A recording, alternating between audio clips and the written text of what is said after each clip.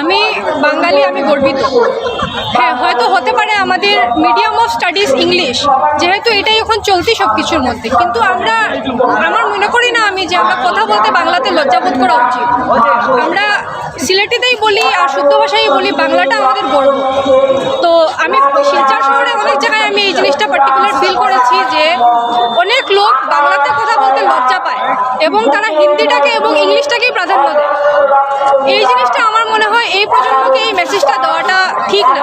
হ্যাঁ, ইংলিশকে প্রেফারেন্স দেওয়া হবে, হিন্দিকেও প্রেফারেন্স দেওয়া হবে, ন্যাশনাল ল্যাঙ্গুয়েজ, তারপর আমাদের ফার্স্ট ল্যাঙ্গুয়েজ, সব কিছুই মানছি, কিন্তু যেটা আমাদের মাতৃভাষা এটাকে আমাদের ভুললে চলবে না।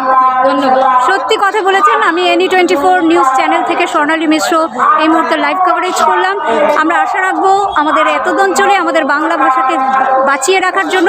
আপনাকে অসংখ্য অসংখ্য ধন্যবাদ। আমাদের চ্যানেল সাবস্ক্রাইব করে আমাদের সঙ্গে থাকুন।